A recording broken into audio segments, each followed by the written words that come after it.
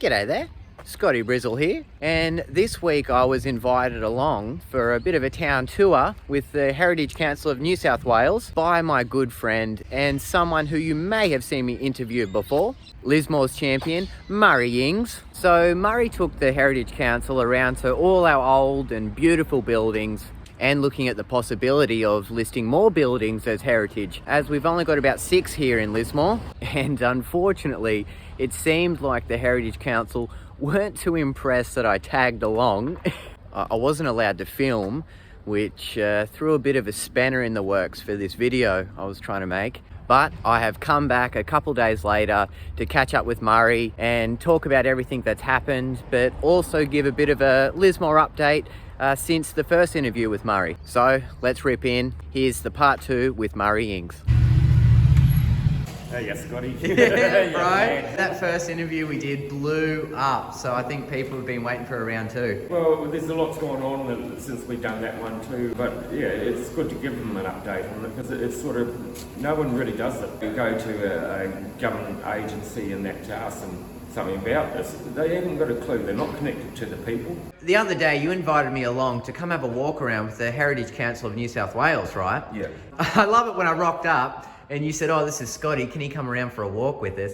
I feel like they just all looked at their shoes, but then you were like, no, Scotty's coming. Scotty's coming with us. You get a choice with that. Oh, wait, let's go have a look around some of these buildings, Okay, eh? buddy, yeah. We have a lot of these press metal ceilings in town, but what's been hidden over the years is just huge. I remember even the Heritage Council seen this roof and like just little things like this that we walk by every day, Yeah. They couldn't believe it. Yeah, and still intact in that. You see, it's releasing the modern paint off. But it's all repairable. There's nothing wrong with the pressed metal. Don't just sheet over it or trash it. It's sort of, this has had a long history already. Every pattern's different in that. The amount of patterns we have in Lismore is huge. Special, isn't You it? go taking that tin roof down, mate. This is some photos out of my collection. This is showing, here's our old post office here. It's looking down towards this part of town. But there's our clock there. And if you look right down there, there's the post office. This one here is called the Ryan site, and this was still here when I came to Lismore 85. That got pulled down, but every part of that building was sold, and we had people lining up and buying the architectural antiques right down to all the brickwork. Everything got sold from that building. And I've done 2 new homesteads which were built from this one, but we've lost that one now, and we've got that ugly looking modern thing across the road, the Strand Arcade clock. And if you look up the top there's a little weather lady who comes out of the clock and goes across the gable out to a little table. It was mechanical. You see, there's no cars in here. And these guys were going through the floods like we were, and they didn't have really any technology. No. But they were smart. Yeah, and they had good materials, they had good design. A lot of this work, like you see, the verandas and all that, all the under the handrails, all the steel work and that, came into Lismore on the ships when they come in to get timber and all that sort of stuff. And then they unloaded in Lismore, filled up the timber and everything else that they were after, and back up to England and Germany. This is one of Lismore's oldest buildings, am I correct? It's 130-year-old, this one.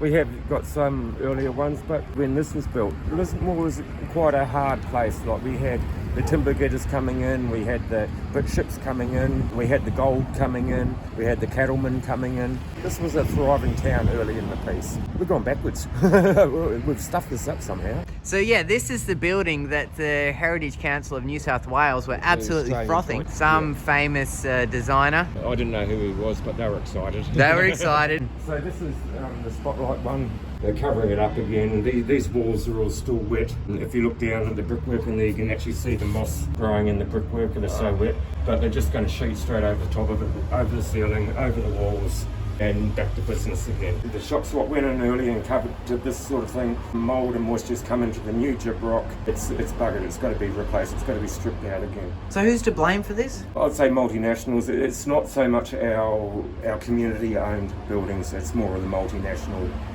buildings. They're all about money. They're not about our health or the right thing to do. They want to spend as little money as possible on the buildings, but they wanted me to waterproof this, and I go, you cover up that ceiling, and I'm not doing the job, I'm not putting my name to it, and as for the other 15 shops, I'm not doing them either. They said, oh, we only want to waterproof half the shop. And I go, you can't waterproof half a shop. It's all or nothing. There's 15 less shops I've got to do now. my work's successful, and like yours, is because we're connected to the people. It's important, it's community. And this is the way that we've got to do it. This is more of a modern building, but it's quite unique. If you look at the floor here, this is full terrazzo, and the whole building's full of it. When you come in here and have a look up, this is a whole series of skylights. There's like 16 windows per run of skylights, what run the full length of the building, two rows of them. And there's a mechanical mechanism at the end with a winder handle, and it opens all 16 windows at the same time. Let's check it out. It's just been covered up all these years. Oh, we've got some skylights hiding back here. Look at There's that. another row of them here too, Scotty. No way. And like for us to try and do something like that nowadays, bloody near impossible. We don't have the brains to do it. Everything's so quick and easy and cheap and crap materials and that. But like the axle, what runs through these windows all the way to the end there. One axle, and it opens all the windows at the same time, and it's not hard to do. Keep the sound as high, let the buildings breathe, and there's no need for all this modern shit. If they do that, they don't need to put air conditioners in here. They tried dehumidifiers in here, doesn't really happen. We need that heater blower right in here ASAP. Yeah, half a dozen of them. Yeah. Holy shit. Look at this bloody thing. This is diesel powered. I'm able to get our rooms up to 50 degrees, which is steaming the moisture out of our walls now. Dehumidifiers aren't working, they only remove it out of the air. Our moisture's in the bricks. This is $350. A jet engine shooting out the back there. That is insane. And this obviously helps drying all the paintwork that you've been doing in this here building too, right? Yeah, and plaster work. Get the plaster up there, top is dry already. We can get the buildings going quicker if we can get them dry. We haven't been able to get them dry. Wow. That is absolutely stunning, man. This is the waterproofing membrane again. This is a light sensitive acrylic that we get from Porter's Paints. It changes under different lights. When I took it to the town and showed them, they come back and they go, this is the answer for our heritage buildings, to preserve them like this, and we waterproof them. So they gave it a big thumbs up, and plus they were over the moon that they thanked me for looking after our heritage buildings and that. They want all this timber work stripped out of here too, and I go, that's massive, and smash it. They don't want it retrieved, and then I go, well, if you're going to pull it out, at least put it to Magna's or someone like that where we can redistribute it out again. Not interested. The waste has really got me, how wasteful they are. They're not letting claim and everything. The insurance companies just throw it out. Why can't we reutilise all this timber work here? There's nothing wrong with it. It's from the big scrub timber. Was it over at the library and they had all the teak floorboards that they just threw out? Tore them out. We can't get teak floors anymore. Well, why couldn't have that been done like the Ryan site I was talking about, where they put it out on the market and we had people lining up to buy the materials? We're a shortage of materials at the moment. It doesn't make sense. To me, we should be catering to our community first, because it's our community which is actually doing this. It's not the government or anything like this. It's our community.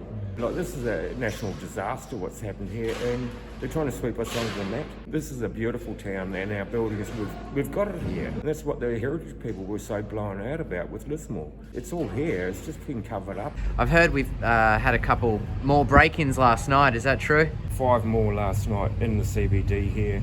It's basically every night we're getting the buildings broken into and trashed. The police aren't patrolling. Now we've got shop owners who here are patrolling at night time, trying to stop it from happening. Our suicide rate's going through the roof now because our building owners and our shop owners are against the wall big time. The banks are foreclosing on them. Where's our help? You couldn't afford insurance here. A lot of the time they haven't paid you anyway because they've found a clause in it, which, yeah, the Star Court. So these were all covered up as well? Yeah. And you see, like, there's suspended ceilings down.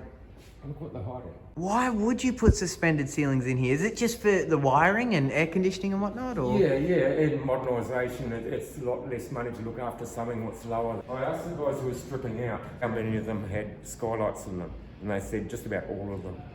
Here we are, here. This is a closed off skylight. You're kidding me.